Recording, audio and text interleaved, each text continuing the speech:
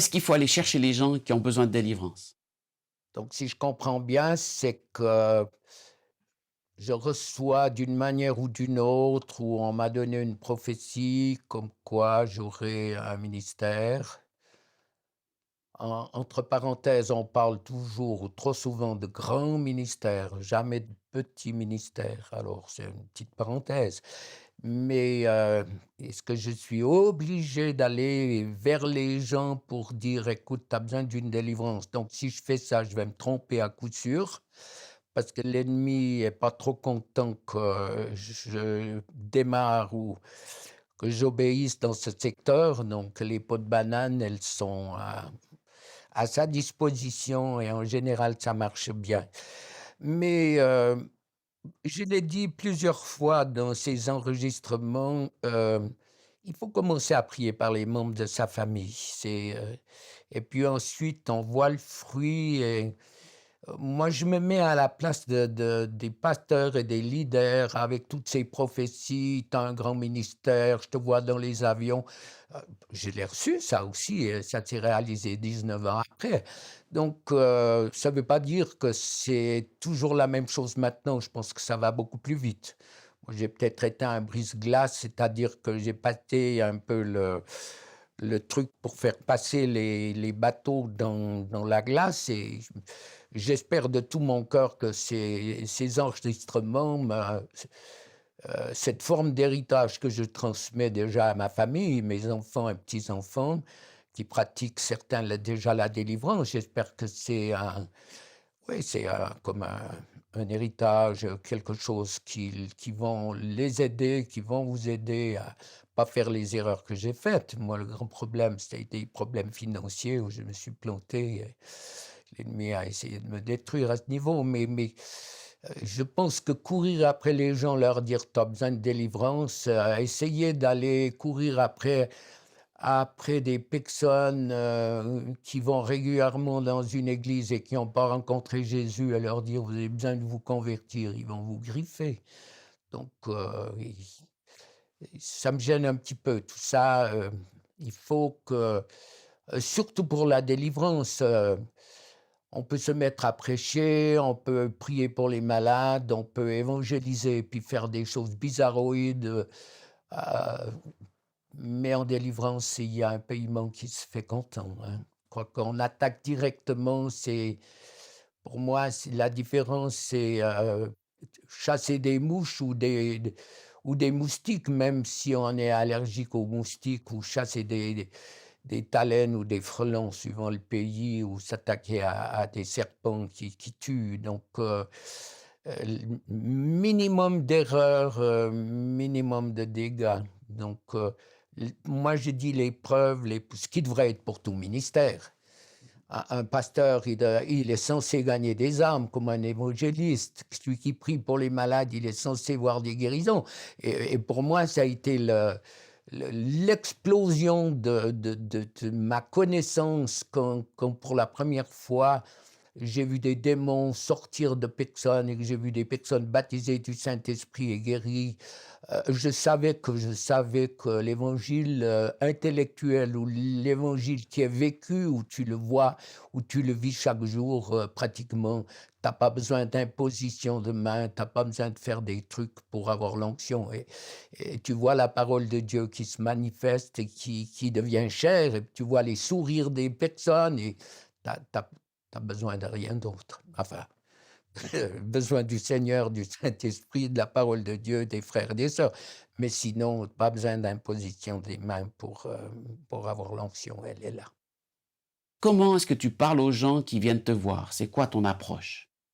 Personne qui vient ici, elle sait pourquoi en principe, elle sait qui je suis, ce que je fais, puis elle est censée savoir connaître son problème. Donc, c'est facile pour moi. Donc je commence à parler avec elle, je la mets à l'aise. Comme je l'ai dit, il y a toujours un pot des fleurs sur cette table ici. La personne se sent accueillie. Quelquefois, on propose un café, un thé, une boisson, un verre d'eau. On les met à l'aise, et puis, commence à partager de choses et puis je leur demande pourquoi ils viennent. «Quel est ton problème? Tu as mal où? Tu as quoi?» C'est de voir et puis de trouver la racine. C'est tout un je sais pas, c'est un art, c'est toute une approche, et puis il y a l'aide du Saint-Esprit, et ça c'est ce que je dis aux médecins ou aux psys qui viennent, je leur dis: «Mais» chrétiens, donc je leur dis: «L'œuvre du Saint-Esprit, vous pouvez faire les meilleurs, séminaires, vous pouvez faire tout ce que vous voulez. L'aide du Saint-Esprit, qui guérit les blessures, aucune approche humaine peut le faire. Le pardon, par exemple, aucune approche mais et c'est bien. Moi, j'aime prier pour les psys, les psychiatres, j'en ai aussi eu, les médecins qui viennent. J'aime, apporter ma petite touche, de théologie agraire qui va par-dessus tout leur doctorat, leur science et c'est extraordinaire, ils l'acceptent parce que, ils savent que Dieu va leur donner ce plus qui fera la délivrance lorsque ça bouchonne pour leurs, patients. Si on veut comprendre ce domaine, est-ce qu'il faut se renseigner sur le monde spirituel, voir des films, lire des livres? Tout sauf ça. La grande erreur, je l'ai fait au tout début, je me rappelle, c'était, quelque chose de une victoire assez grande et où, Dieu a souligné, sa puissance. C'est un homme qui avait eu un cancer à un testicule et puis, il a eu, ça remonte à 30 ans peut-être et il a été les rayons étaient tellement forts à ce moment que et ben, les médecins lui ont dit, «La famille, vous oubliez». Donc vous comprenez mon message et puis on a prié pour cet homme et puis voilà que, bah, sa femme est devenue enceinte et le sourire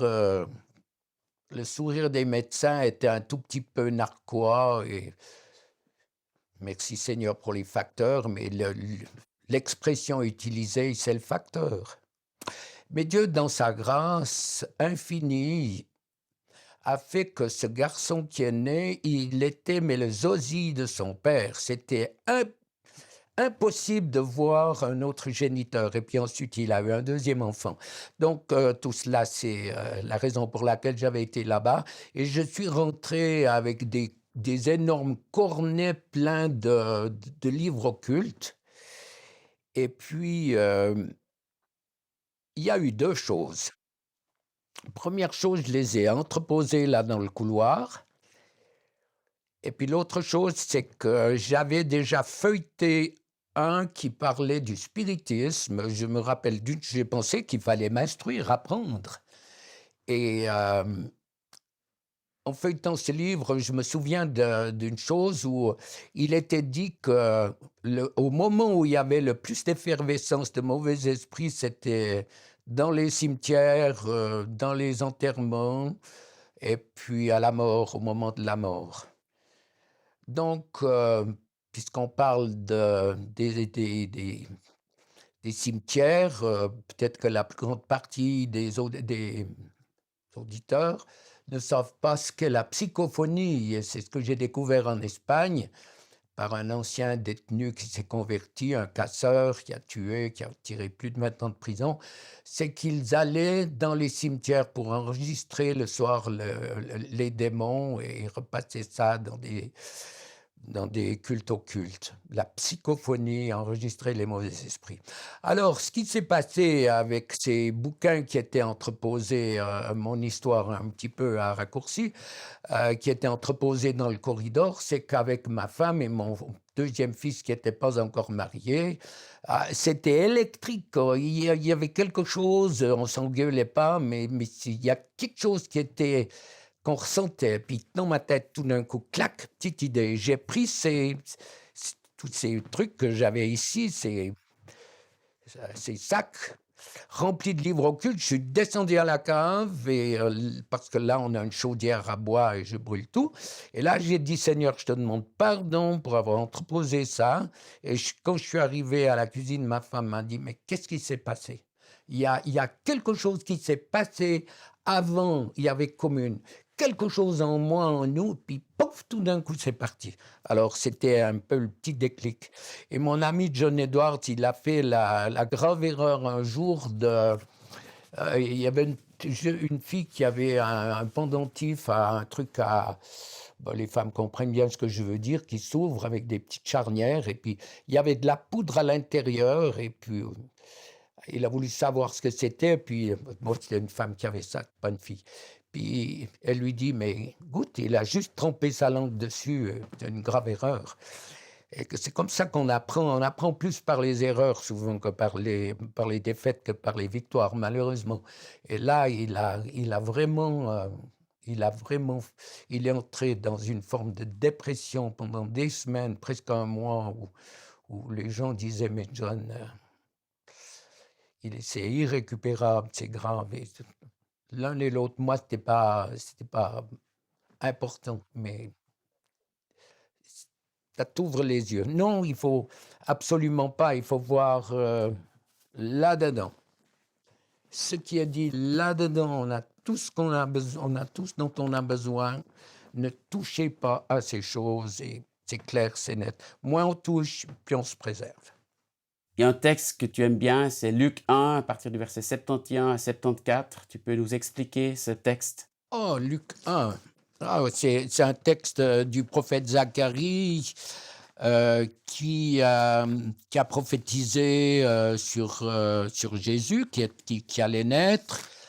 Et puis, il avait perdu, la parole parce qu'il avait douté et puis tout d'un coup, il retrouve la parole. Donc, Luc 1, 71, un sauveur qui nous délivre de nos ennemis et de la main de tous ceux qui nous haïssent. Et puis 74, de nous permettre, après que nous serions délivrés de la main de nos ennemis, c'est même si c'est des fois nos femmes et nos maris, mais c'est pas ça, ni nos enfants, ni nos chefs, ni nos employés, ni nos problèmes, ni nos factures, quoique des fois un petit peu, hein. Déclaration d'impôt, peut-être, quelquefois un petit peu un ennemi, non, un petit peu. De le servir sans crainte après, en marchant devant lui dans la sainteté et dans la justice tous les jours de notre vie. Après avoir été délivrés de nos ennemis spirituels, on peut le servir sans crainte en marchant devant lui dans la sainteté et dans la justice tous les jours de notre vie. Je crois que ça, c'est le projet de Dieu, puisque le prophète a prophétisé cela avant la naissance de Jésus. Et si on regarde au verset 79, pour éclairer ceux qui sont assis dans les ténèbres et dans l'ombre de la mort, pour diriger nos pas dans le chemin de la paix. La mort, on sait que c'est le roi des épouvantements, c'est l'angoisse de beaucoup.